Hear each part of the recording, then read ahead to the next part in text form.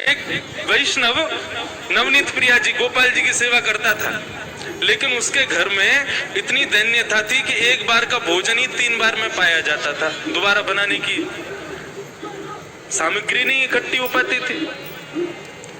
अब उसका कोई एक मित्र आया, वो पैसे वाला, उसने आकर के उससे कहा, और भाई सब ठीक? बोले हाँ सब ठीक। बोले तुम्हारा दिन सुधर गए कि नहीं? बोले अब वैसे ही है भैया, क्या करें, एक समय रोटी बनती है, उसी से शाम तक का गुजारा होता है। बोले अच्छा तुम पूजा वूजा करते हो क्या? बोले हाँ। बोले किसकी करते हो? बोले गोपाल जी, नवनीत प्रिया जी, लड्डू गोपाल, इनकी पूजा करता हूँ। हंसने लगा मित्र, इनकी सेवा करते हो? अरे ये भी बेचारे जब इनको पूतना मारने आई ना, स्तनों में विष लगा के, तो ये भी नेत्र बंद करके शंकर जी से मदद मांग रहे थे कि पूतना के स्तन के विष को तुम पी जाओ। अरे जो अपनी रक्षा स्वयं नहीं कर पाते, तुम्हारी रक्षा क्या करेंगे? इनसे बड़े शंकर जी हैं, शंकर जी को लिया तुम, उनकी सेवा शुरू कर दो। अब बेचारा मरता क्या नहीं करता, सब कर लेते हैं।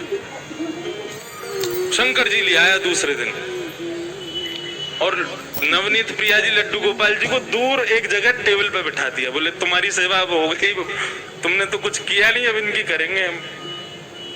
अब शंकर जी की पूजा उसने शुरू कर दी। खूब रुद्राष्टाध्यायी से अभिषेक आदि सब करने के बाद में अगरबत्ती जला करके और त्रिपुंड लगा लिया। पहले तो ऊर्ध्वपुंड लगा रहा था, अब त्रिपुंड लगा करके ओम नमः शिवाय जप करने लगा। अब जैसे ही आंख खोल के देखा तो जो उसने अगरबत्ती जलाई थी उसका धुआं उड़ करके गोपाल जी के पास जा रहा था। अब वो धुआं है, वो तो कहीं भी जा सकता है। अब जैसे ही गोपाल जी के चारों तरफ उसने धुआं देखा तो ठाकुर जी के पास जाके क्या बोलता है, इतने वर्षों से सेवा कर रहा था, तब तो मेरी नहीं सुनी, आज दूसरे किसी को ले आया तो चिढ़ के मारे उसकी अगरबत्ती भी खुद ही सूंघ रहे हो। और ठाकुर जी को बोला तुमको यहाँ बैठने ही नहीं दूंगा, अलमारी में बंद करूंगा। जैसे ही ठाकुर जी को इस भाव से उठाया, ठाकुर जी प्रकट हो गए वहां पर, चरणों में गिर पड़ा। बोले महाराज आपने आज तक मुझे दर्शन नहीं दिए, शंकर जी के आती दर्शन कैसे हो गए? बोले देख ये भेद बुद्धि मत रख, मुझ में शंकर जी में कोई भेद नहीं है, और शंकर जी आए इसलिए दर्शन दिए ऐसा भी नहीं है। तो बोले क्यों किए, फिर क्यों दिए दर्शन आज आपने? बोले कल तक तुझे ये नहीं लगता था कि मेरी नांग सूंघती भी है, कल तक तुझे ये नहीं लगता था कि मुझे भी जलन हो सकती है, लेकिन आज तेरे भीतर ये भाव आया कि मैं चैतन्य हूँ, ये अगरबत्ती मैं भी सूंघ रहा हूँ, मुझ में भी एक जलनशीलता आई है, मतलब मैं साधारण मूर्ति नहीं, मैं चैतन्य हूँ। जब तेरे हृदय में ये भाव आया तो मैं पीछे क्यों हटूं, मैं भी प्रकट हो गया, मैं भी क्यों मूर्ति तक रहूं? जब तू ही मुझे इतना ऊपर पहुंचा चुका है तो मैं भी प्रकट हो गया। तो ठाकुर जी का दूसरा स्वरूप भागवत कहती है चैतन्य। उनमें सदैव वही भाव रखो, ये चैतन्य है। एक बार को मंदिर में विराज रहे ठाकुर में हमारी चैतन्यता का भाव रहता है कि नहीं ये ठाकुर जी हैं, इनके सामने बेल्ट नहीं पहननी, इनके सामने जींस नहीं पहननी, इनके सामने ऐसे नहीं जाना। लेकिन अपने घर के ठाकुर के सामने भी हम लोगों के अंदर चैतन्यता का भाव तो रहता नहीं। राधे राधे कृष्णा। 2 दिन के लिए उदयपुर में महाराज किसी का ब्याह हो रहा है हमारे परिवार में, और 2 दिन के लिए जाना है पूरे घर को। 80-80 हजार रुपए के सबने कपड़े बनवाए अपने, सब लोग जाएंगे ठाकुर जी के आगे मिश्री रख जाएंगे। बोले हम तो जा रहे हैं उदयपुर, वहीं ब्याह में रहेंगे, थोड़ा आनंद करेंगे, आप मिश्री का भोग लगाओ। तुम रह लोगे 2 दिन मिश्री पे? नहीं रह सकते। सब लोग इधर देखो, सावधानी से एक बात बता रहा हूं मैं, इस बात को समझ लेना। ये 24 अवतार तो ठाकुर जी के हैं ही हैं, ये 25वां अवतार जो अर्चा अवतार है, ये ठाकुर जी ने क्यों धारण किया? हमारे घर में ठाकुर जी अपनी सेवा कराने के लिए क्यों पधारे?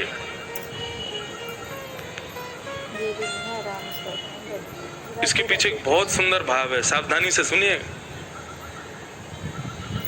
पूज्य गुरुदेव भी बैठे, उनसे भी निवेदन, दास के मन में ठाकुर जी की सेवा करते हुए एक भाव आया, तो मेरी इच्छा हुई कि मैं उस भाव को कहूं कि ठाकुर जी सबके यहाँ सेवा कराने के लिए हर घर में क्यों विराज रहे हैं। आप पूरे नाथद्वारा को देख लो, हर घर में ठाकुर जी का चित्रपट ही सही विराज रहा होगा। वृंदावन तो प्रसिद्ध है, घर घर तुलसी ठाकुर सेवा, दर्शन गोविंद जी को, अलीरी मोहे लागे वृंदावन नीको। क्यों विराज रहे हैं ठाकुर जी हम सबके घर में। देखो हम लोग जब वैकुंठ जाएंगे तो यही कोई रोक तो रहा नहीं हमको, एक ना एक दिन सबको जाना है वहां पर।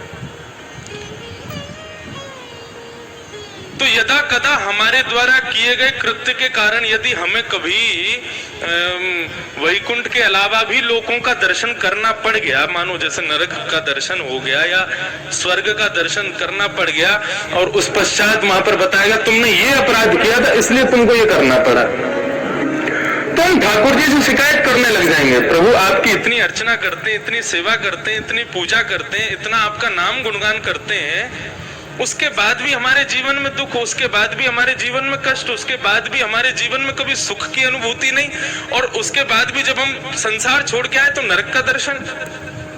शिकायतें दुनिया भर की हम ठाकुर जी से करने लग जाएंगे। आपने ये नहीं किया, ये नहीं किया, ये नहीं किया, हम ठाकुर जी से शिकायतें करेंगे। भगवान बोले ये मुझसे शिकायत करे उससे पहले इसके यहाँ अर्चावतार रूप धारण करके बैठ जाओ इसके घर में। क्यों? बोले कभी ना कभी ये भी तो अपराध करेगा, सर्दी में कभी मुझे ठंडे जल से नहला देगा, भयंकर सर्दी में कभी मुझे हो सकता है पतला वस्त्र पहना दे, मुझे ठंडी लगे उससे, भयंकर गर्मी में खुद तो एसी में बैठेगा, मुझको पंखा भी नहीं चलाएगा, बिजली का बिल बढ़ जाएगा, मंदिर का पंखा बंद ही रहने दो। ये सारे अपराध ये करेगा मेरे साथ में, लेकिन मैं कभी शिकायत नहीं करूंगा। क्यों? हिसाब बराबर करने के लिए आया हूं, तुझे शिकायत करने योग्य छोड़ूंगा नहीं मैं। तुम भगवान से कुछ कह नहीं सकते कि भाई आपने ऐसा क्यों नहीं किया, आपने ये दुख क्यों किया। भगवान बोले तेरी शिकायत पूरी हो गई, अब मैं करूं शिकायत। भोग बनाते समय सब्जी देख करके भोग लगने से पहले ही तेरा मन ललचा गया था। एक बार भयंकर सर्दी में एक बार मुझे कहीं लेके जा रहे थे, बद्रीनाथ गए थे, मुझे इतना पतला वस्त्र पहनाया, मुझे सर्दी लगी, मैंने कभी शिकायत की तुमसे? तो मनुष्य की जितनी भी शिकायतें हैं उनका हिसाब बराबर हो जाए उसके लिए ठाकुर जी अर्चावतार लेके आए कि आप ठाकुर जी से कुछ कह ना सको। यदि आपने कहा तो फिर ठाकुर जी कहेंगे। कितना भी प्रयास कर लेना, कितनी भी कोशिश कर लेना, अर्चावतार में एक ना एक अपराध तो हम करते ही हैं, लेकिन ठाकुर जी कभी कुछ नहीं कहते। तो वही चैतन्य है। और ठाकुर जी का तीसरा स्वरूप है आनंदम परमानंदम। ठाकुर जी आनंद स्वरूप है। श्रीनाथ जी का स्वरूप परमानंद प्रदान करता है। हमारे बाल कृष्ण प्रभु ने दुनिया भर के रूप धारण किए, कहीं पर बांसुरी बजा रहे हैं, श्री राधा वल्लभ जी में रोज ब्याह कर रहे हैं, बिहारी जी में नित्य मनोरथ कर रहे हैं, श्री गोपीनाथ गोविंद देव जयपुर में विराज रहे हैं, उनके भी अलग अलग रूप। लेकिन श्रीनाथ जी का जो रूप है, स्वरूप है, इसमें सब विराजमान है, सब विद्यमान है, क्योंकि ये वास्तविक आनंद स्वरूप है। एक कमर पर है। किस भाव से? सावधानी से सुनिए कथा बिल्कुल। श्रीनाथ, श्री यानी राधा, श्री यानी श्री किशोरी जी, श्री यानी श्री लाडली जी, और श्री लाडली के संग युक्त होकर के जो नाथ विराजमान है वो है श्रीनाथ। सुन वे तो पहली ताली बजा रहे हो, बात तो पूरी करने दो हमको, जल्दीबाजी मत करो। अब तो पंडाल भी अपना, समय भी अपना, कथा भी अपनी, उत्सव भी अपने, पूरा दिन है अपने पास। खूब भाव से सुनो कथा।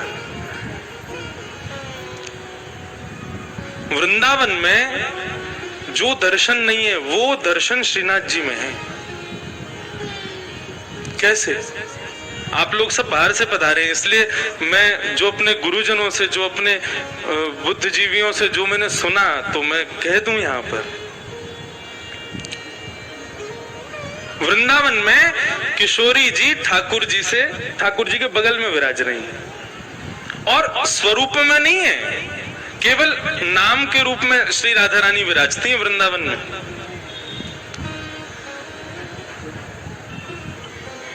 जब देखी वृषभानुजा हिय विच उठी है हुक, वंशी रह गई हाथ में फिर ना लागी फूंक। वृंदावन में श्री किशोरी जी अपना स्वरूप नहीं दिखाती। क्यों? क्योंकि एक बार ठाकुर जी मुरली का नाद कर रहे थे तो एक मोर नृत्य करता हुआ ठाकुर जी के सामने आया और ठाकुर जी को इशारा करने लगा, चलो हम आपको किसी से मिलवाने ले चले। भगवान बोले किससे मिलवाने ले चलो? चलो तो सही। लेके गया तो एक कुंड में एक गोपी कुंड का जल भर रही थी, तो मयूर इशारा करता है, इनको देखो, इनसे मिलवाने लाए हैं। भगवान बोले कौन है? मयूर बोला खुद ही देखो। अब ठाकुर जी खूब उमड़ घुमड़ करके वेणु बजा रहे हैं, ऐसे ऐसे तान बजावे कि भाई ये घूम के गोपी देखे तो इसका चेहरा दिखे। लेकिन वो गोपी अपने कार्य में व्यस्त थी। लेकिन जैसे ही कार्य पूरा हुआ और जैसे ही उसने गागर में जल भर के जैसे ही अपने मस्तिष्क पर धारण किया और कार्य पूरा करके जैसे ही पीछे मुड़ी ठाकुर जी की ओर देखा, तब ये पद गाया है। बोले जब देखी वृषभानुजा, वो कोई गोपी नहीं है, श्री राधा रानी है। जैसे ही उनका दर्शन किया तो ठाकुर जी बंशी बजाना भूल गए।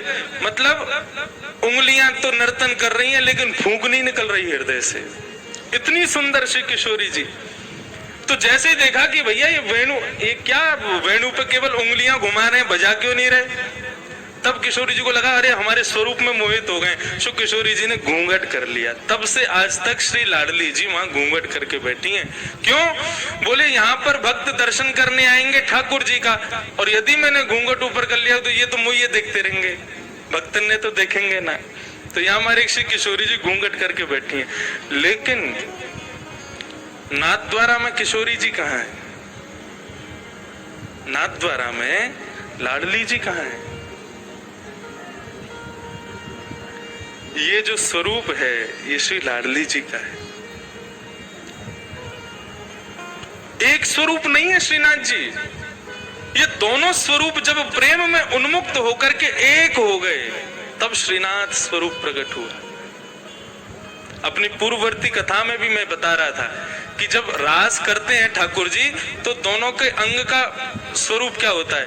बोले श्री किशोरी जी तो ऐसे नृत्य करती हैं, ये भाव है उनका, ये सदैव ऐसे ही नृत्य करती हैं। और श्री ठाकुर जी दोनों श्री विठलनाथ के रूप में जैसे दोनों कमर पर हाथ रख करके और इस प्रकार से ठाकुर जी नृत्य करते हैं। कभी आप रासलीला देखो तो कान्हा मोर बन आयो, कैसे आवे? यूं ही तो आवे, अपने कंधे पे हाथ रख, अपने कमर पर हाथ लगा के। तो ठाकुर जी ज्यादातर नृत्य ऐसे ही करते हैं। अब नृत्य करना नहीं आता, नहीं करके बता देता मैं। अब भाव यही है कि बार बार ठाकुर जी नृत्य करते करते ऐसे ही हो जाते हैं और श्री किशोरी जी ऐसे ही नृत्य करती हैं। एक दिन किशोरी जी जब नृत्य कर रही तो ठाकुर जी बोले आज तो आप बहुत ही सुंदर लग रही हो। तेरो मुख नीको कि मेरो मुख किशोरी राधे। ठाकुर जी दर्पण देखें, दर्पण में किशोरी जी, जब ठाकुर जी और किशोरी जी दोनों देखें तो ठाकुर जी कहें अच्छा लाडली जी यूं बताइयो तुम्हारो मुख सुंदर है कि मेरो मुख सुंदर है? किशोरी जी के जा प्रकार से अमावस्या में पूर्णिमा को चंद्रमा खिल जाए तो पूर्णिमा के चंद्रमा को देखवे के काजे सबन की दृष्टि व काली अंधियारी को भी देखे, वैसे ही आप हो। बोले आप तो ऐसे कार्य हो, आपको कोई देखो तो चाहे ना है। लेकिन हम जब गौरांगी अपनो पूर्ण रूप लेकर के आपके बगल में विराज जाए ना तब लोग आपको देख ले हमारे मारे। ऐसा ठाकुर जी के संग विनोद करें श्री किशोरी जी। तो उस दिन ठाकुर जी बोले आज तो आप बहुत ही सुंदर लग रही हो। राधा रानी बोली हम तो सुंदर हैं ही हैं, बता का रहे। ठाकुर जी बोले लेकिन हमारी इच्छा है रे कि आप हमारे सन्निकट आ जाओ, आप हमारे नजदीक आ जाओ। किशोर जी बोली देखो ये सब सखियां नाच रही हैं, सब नृत्य कर रही हैं, सब रास कर रही हैं, अब हम इन सबन के सामने आपके समीप आवे ना तो हमको न कष्ट होवे। सो किशोरी जी तो आमे नहीं, ठाकुर जी बार बार ऐसे नाचते नाचते उनके बगल में पहुंच जाए कि हमारे पास आवे। लेकिन ललिता, विशाखा और श्री यमुना, इन तीनों के हृदय में यह भाव आया कि ठाकुर जी की बड़ी इच्छा है रही है श्री किशोरी जी के आलिंगन की, हृदय से लगावे की, लेकिन हम लोगन के संकोच के मारे कर नहीं रहे। सो तीनों नृत्य करते करते वहां से अंतर ध्यान हो गए ताकि हमारा संकोच दूर हो जाए, हमसे जो संकोच है वो दूर हो जाए। जैसे ही तीनों वहां से प्रस्थान किए, ठाकुर जी ने और श्री लाडली जी ने देखी अब कोई ना है, अब तो समीप आ जाओ हमारे, आपको स्वरूप इतना बढ़िया मनमोहक लग रहा है। सो किशोरी जी तो ऐसे नृत्य करते करते और ठाकुर जी ऐसे नृत्य करते करते जैसे ही आकर के आलिंगन कियो है, सो आधो स्वरूप तो श्री किशोरी जी को और आधो श्री ठाकुर जी को श्रीनाथ रूप में प्रकट हो गए। बोलो श्रीनाथ प्यारे की जय। आप कभी गर्मी में यहाँ आना, मैंने तो अनुभव किया है, ठाकुर जी की जो उठी हुई भुजा है वो श्री राधा रानी है, और उस भुजा को जब आप देखेंगे तो उस भुजा में आपको गौर वर्ण का दर्शन होगा। अभी तो ठाकुर जी ने पूरा अंग ढका, केवल मुखमंडल दिखाते हैं, लेकिन कभी गर्मी में आप आओगे तब ठाकुर जी के श्री अंग का दर्शन कीजिएगा, आपको श्री किशोरी जी भी दिखेंगे। तो आधा भाग श्री लाडली जी हैं और आधा भाग श्री ठाकुर जी, दोनों के रूप एक हुए तब श्रीनाथ प्रकट हुए। हमारे ब्रज वृंदावन में तो फिर भी राधा रानी ने थोड़ा सा दूर रह के बैठी हैं, लेकिन यहाँ तो एक में ही बैठी। और यहाँ आए कहां से आए? हमारे यहाँ से तो आए, हमारे ब्रज से ही तो पधारे। कल यहाँ पर प्रेस कॉन्फ्रेंस हो रही थी तो हमारे प्रेस के सब भाइयों ने हमसे पूछा